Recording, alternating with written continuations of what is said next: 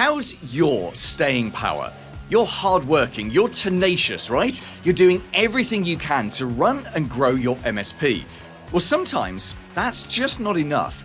And my very special guest today has the scars to prove it. Although he works on the other side as a vendor, his painful 2-year journey will be inspirational for you. But be warned, this story isn't for the faint of heart. It includes references to firing lots of staff and losing lots of cash. It's an incredible tale of resilience.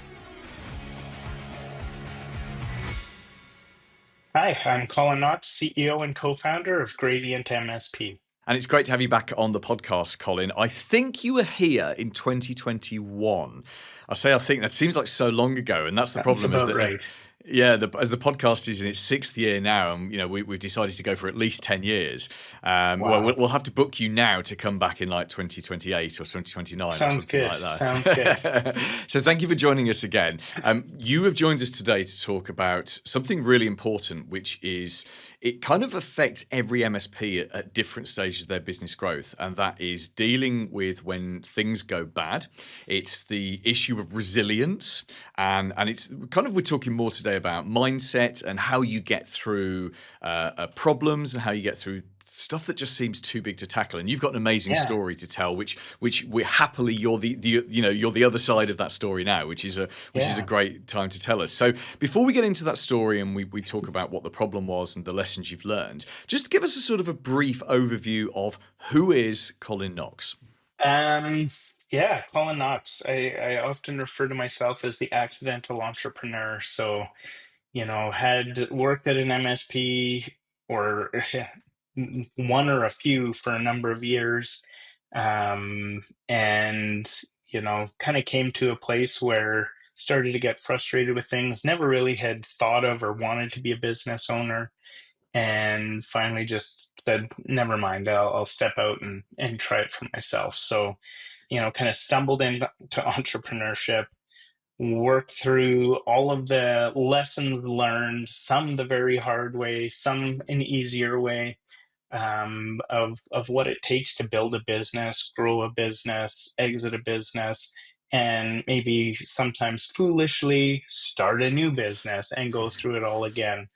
Accidental entrepreneur, maybe with a bit of founder amnesia, as some people call it, but hopelessly devoted to building great businesses and impacting others. So I love it. That's a great title. In fact, that could be the title of your book when inevitably you write a book, because I think all of us have a book inside us. Tell us briefly what Gradient MSP does before we talk about what you were trying to achieve and the problem that you sort of ran into. So we're all about making the back office operations of an MSP easier. The core way that we do that today is helping them make sure that they get paid for all the services that they deliver. We partially automate, but really kind of simplify and make easier the process of reconciling all of their vendor usage across all of their end customers into their PSA for billing every month. So that's kind of the initial core challenge that we sought to solve. And we've got a few other little auxiliary add-ons to that we do, but that's the core facet, is make sure that MSPs are getting paid for everything that they're delivering. Yeah, no, that's a great mission. And what inspired you to start this in the first place? So we had an exit of the last company, did really well with that. I tried my hand at retirement, albeit for a very short period, but got way too bored. Started just having conversations with MSPs again. I mean, I've been in the space now for I think it's my 21st year. So known a lot of MSPs over the years, started having conversations with them, and after we caught up, started it with one real question, which is, what is one thing that you wish you never had to do again as an MSP owner? And time again, they kept coming back and saying, doing my billing every month and figuring that stuff out. And so we kind of looked around. Nothing existed that we could find on the internet at the time to solve it.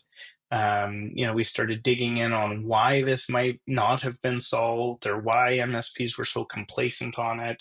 And for us, it came down to a lot of lack of integration between all of the vendors and the PSAs. I mean, it no longer was this Autotask and ConnectWise own the entire market. They still do really well and have good market shares, but there were so many other PSAs involved.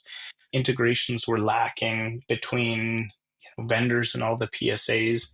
And then the business owners, just a lot of them weren't in a place. I mean, most of this industry is 10 people and under as a business, and they just weren't in a place where they were ready to get rid of doing that. It's such a sensitive thing. So we said, "What the heck? Let's give this a try." And hoping and thinking ignorantly and maybe arrogantly that this would be an easy problem to solve and the business would just explode and boom, did not go that way. So it has been a lot of trial and error, a lot of working through things, a lot of patience and diligence and determination. But yeah, we've finally kind of landed at a place where we're effectively solving it for a lot of MSPs out there, and continuing to learn more every single day as to the nuance and lack of standardization in how MSPs bill their customers. So Yeah, I can imagine. So I guess when I've never started any kind of that business. So I've started two main businesses. I've started a couple of other little side hustles over the years, but I ran a marketing agency, which is, you know what you're doing, right? You're yeah, finding clients that have got problems, you solve those problems. And now with the MSP Marketing Edge, it's a version of the same thing. So we work with MSPs whose problem is, where do I get clients? And we help them to generate leads and win clients. So it's never occurred to me to be of interest to me to start to start a business like yours, where here's a big problem that it's such a big problem that no one else has even tried to tackle it, or they've looked at tackling it and thought, nah, but yeah, we're gonna go in and tackle it, right? And we know we can anticipate what a lot of the problems are. But I imagine when you go into something like that, and essentially it's a software driven solution, I imagine yeah, as you're going into that, you are a conscious incompetent in that you don't know what problems you're going to come across along the way. So you could yeah, guess at the problems, as you say. We could all see that integrations will be an issue and lack of APIs. And I guess a few years back, PSAs were less open than they are now. yeah, But then you don't know who's going to enter the market. You don't know who's going to buy who. You don't know what's the PSAs kind of came out of nowhere 10 years hmm, ago. What's the next tool that's going to come out of nowhere, that it would have to integrate with yeah, this? What's the next billing thing? What's Microsoft brought in NCE a few years ago? What's the next yeah. Microsoft stupid thing that's going to mess all of that up? So was that even going into it knowing you were a conscious incompetent? You clearly thought there was going to be, I don't know, would it be riches at the end that you were driving, or was it, because I think everyone looks at eventually for an exit. Was it that, or were you looking at, hey, we could actually build something here that helps people and we make money at the same time? So when we started this business, I'd say riches wasn't anything in the sights for us. We had had a very notable exit before. We did not need to work. We did not need to do anything if we never wanted to do anything again. So for us, I think it was just wanting to have an impact, wanting to be busy on something, and wanting to build something that was fun to work on, something that could have an impact and would allow us to make some money, right? I wouldn't say that we came in this ever looking for an exit. And, as a proof point of that, I can't share the name of the company, but we founded the company in October of 2020. And that was the start of it. We announced the brand or launched the brand in December of 2020. We actually launched our first product, which was just a sample to see if, hey, can we get attention in the market? Can we get time and effort from MSPs? We launched that in June, and our great fortune and luck and timing and whatever else, we got a few hundred MSPs within, call it 3 months. We got about 300 MSPs using that in 3 months.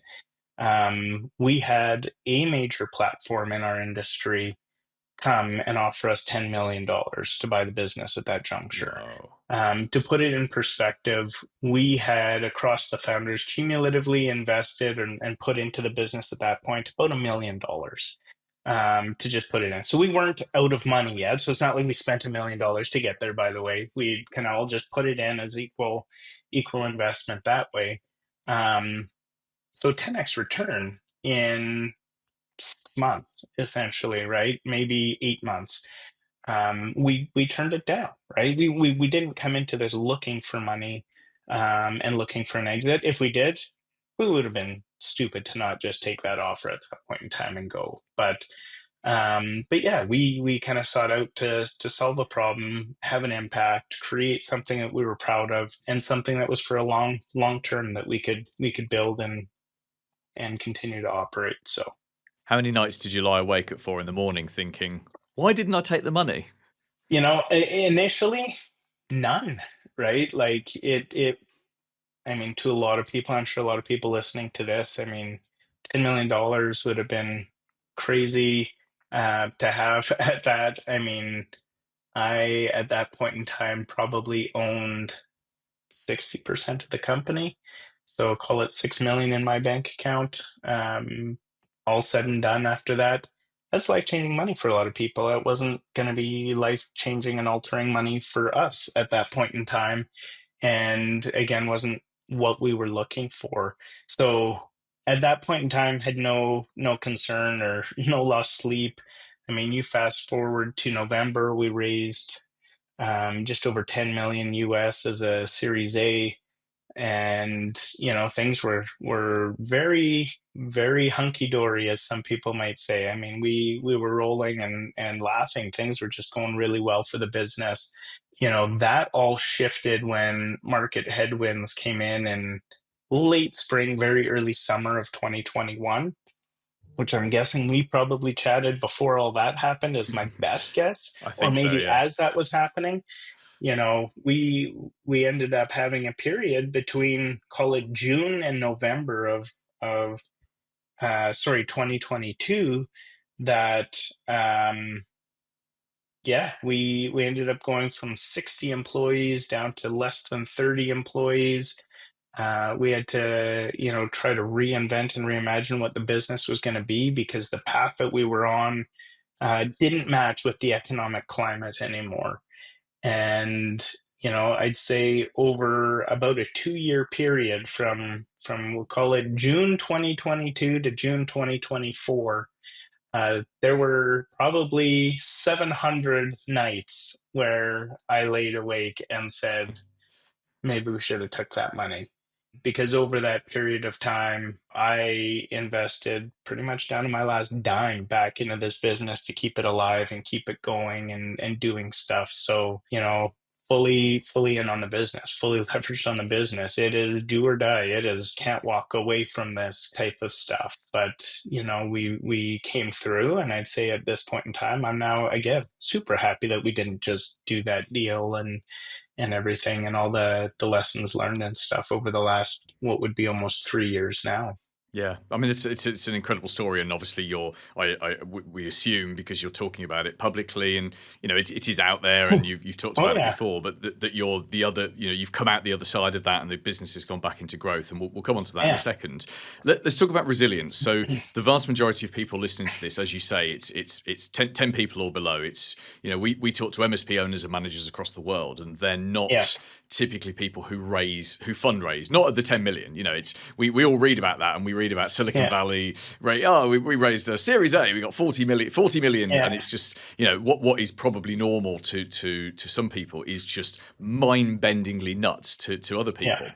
So and I guess so that means that when economic situation, things happen, as you were saying, and suddenly the money stops, and you've got 60 employees, and they're not being maintained by cash flow from products; they're being yeah, maintained by investment funding. So so we can all see, we've everyone's seen this story, and it will happen again. It will keep happening, because oh these things are yeah, cyclical, right? And you just got unlucky being in that place at that very time. And what I'm more interested in is the resilience. So from one business owner to another, and to the thousands of other business owners who will watch this on YouTube or listen on the podcast, those 700 nights where I'm guessing if the business had gone under, you'd have lost your original investment. So that's we can assume $600,000 from the numbers you were giving us earlier. So oh, you're more you know than that you're over time. Yeah, okay, yeah. So you're significantly invested into this business, and of course you then end up with you've then got a failed business, and you've got no income, and you've probably sunk all your assets into it, and not only your assets, you've sunk your energy and your time and your love, yeah, and that's almost, I guess, there's almost a grief process that you would have had to have gone through. So how did you keep yourself going, Colin? What was the because that's a long time. That's 2 years where Yeah. you're in the battling every single day. How did you keep yourself going? Yeah, it's tough, right? Like this is not a boo-hoo story and poor me, by the way, right? We we're and I believe we're always creatures of consequence of our own decisions and actions, right?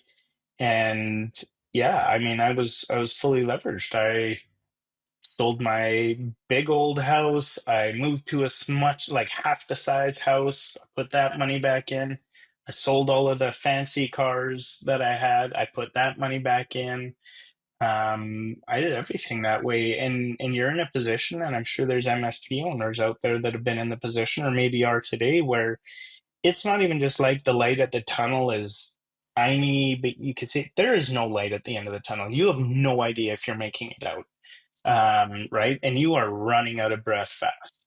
So it's tough, right? And I think there's a few things to it. One, there's a lot of power in desperation, and that is a reality. When you sit and look at what happens if I give up here, you can fuel yourself pretty quick. Look, I'm left with still I have a roof over my head and a vehicle, but my life savings is gone. My stuff is gone, right? When you start to think about, reputation, most people are employable. Hmm.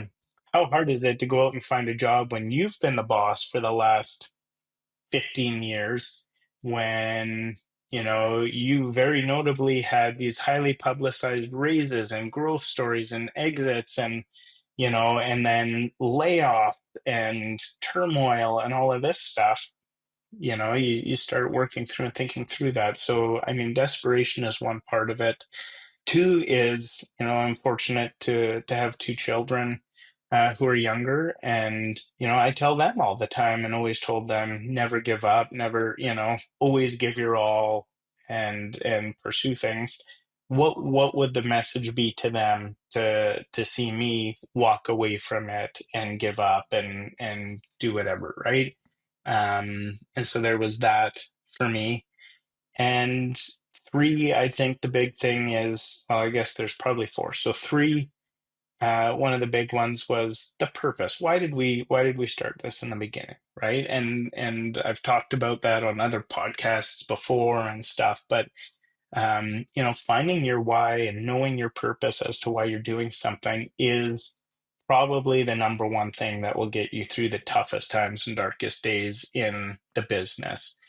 And we truly believe that we could find and build a product and a company that would turn around that status quo in our industry, that 50% of MSPs don't make money, and still driving on that, still wanting to be able to provide something that turns that, whether that's from 50% to 40% or 30%, or maybe one day zero, everybody making money, is a big thing that drove us. I think the fourth thing was that we still had a team, even after our second layoffs. I think we got down to about 12 or 13 people at the smallest point of the layoffs, that I still had, call it 11 other people that were showing up to work every day, giving their all, knowing we had no certainty, knowing that there was no guarantee that they could all be making more money elsewhere, that they could all probably have less stress and less work to do elsewhere. But these people were showing up to work every single day with bright eyes and smiles and just ready to get down to business, is probably that last bit. That's just amazing. I mean, I can't imagine how you felt and where you were emotionally, where you were mentally. I think probably having a family is probably one of the greatest assets you can have in a situation like that. Because as much as children, I have a 14-year-old and I'm a sole parent, so I'm the only parent Yeah. she's got. So if and I have good days and bad days, but she's the kind Hmm. of she just makes everything, puts it in perspective, I think. And my lows have never been anywhere near as low as your lows, but everyone has good days and bad days. Let's Yeah. wrap up, Colin. There's two things I want to ask you. So one is, I want. Well, we're going to talk about Gradient MSP and where you are in now and what you do in a second. And I think you deserve a very good free plug at the end of this, just as a reward. You're collecting all the rewards now, which is Oh, good. thanks. Before we do that, I want you to imagine. So, as I said to you earlier, we have thousands of people listen to these podcasts, and we have a few hundred views on YouTube, which is great. I want you now to talk to just one or two people who are listening to this, who right now are in that bad place. And you said yourself that 50% of MSPs don't really make money, and at any one moment you can assume that there's an MSP somewhere in the world who's they've hit that real bottom place. They've just been served notice on their biggest client. They've just had that unexpected bill come in. It's maybe a bit of a health scare, and you and I both know it's often a number of things that come together, and it just makes you, oh my goodness, how am I going to get out of that? Yeah. If that person was in front of you right now and you had 60 seconds to just say something to them to help them realize that there is light, that no matter how bad it gets, there's something coming, what would you say? Yeah, I think one is to always remember any situation in life is temporary. So, if you go, whether you want to go to the acclaimed movie series, or I think Tom Hanks said it in a video thing, this too shall pass. It's the top thing to remember. The other is that as an MSP that there's money that can be made as an MSP because there's thousands and tens of thousands of them doing it successfully. So this is not a case of your business model, right? It's a case of maybe some tweaks and stuff of what you're selling and what your package is, what you're charging, how you're pitching it, how you're going to market, how you're doing. There are countless people out there that are successfully selling it, successfully delivering it, and successfully making money off of it. So you don't need to sit there and say that this is impossible and this can't work and I'm going to give up. It's just about watching and learning from others and making and applying those changes to your business. There's a point of being humble in what you're doing and recognizing maybe I'm just not doing it right. And then taking and putting in that effort and going through those iterations to get yourself to a point that it is. But I guarantee you will get through it. Stick with it, and I guarantee it can work because it works in any market, in any condition, in any geography. So yeah, you can do it. I love that. And I completely agree with everything you said there. So thank you, Colin. Just let's finish up. Tell us about Gradient MSP. Tell us what you do for MSPs now, and what's the best way to either go and have a look at Gradient MSP and get a demo, but also for those people that perhaps just want to reach out to you, perhaps tell us if we can reach out to you on LinkedIn or some other better way. Absolutely reach out to me on LinkedIn. I think my handle on there is Reality Knox. Look me up or just search out Colin Knox. You'll find me. Smiley bald guy on there. But Gradient MSP. I mean, if you're an MSP owner or work at an MSP and you are just sick and tired of the frustration and hassle every single month to go out, collect, look at how much all of your customers are using of every single vendor and product you resell them, go through the million mouse clicks in your PSA to check and update all of those and put in the hours, if not days of work every single month before you can generate invoices, then come check out Gradient. I think we're around 90 integrations with channel vendors to go out and automatically pull that usage in for you. We tie into 6 of the most popular PSAs on the market to do the comparisons and give you just a clean, easy, single pane of glass productivity tool to go and update all of that stuff. So it's all about making life easier. It's all about getting rid of that hassle you go through every month.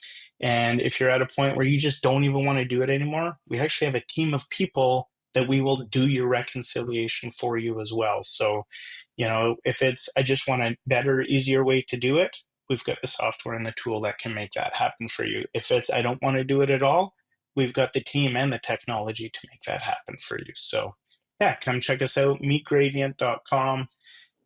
Read through the website, book a demo. Somebody on our team is happy to go and walk you through it all. Paul Green's MSP Marketing Edge.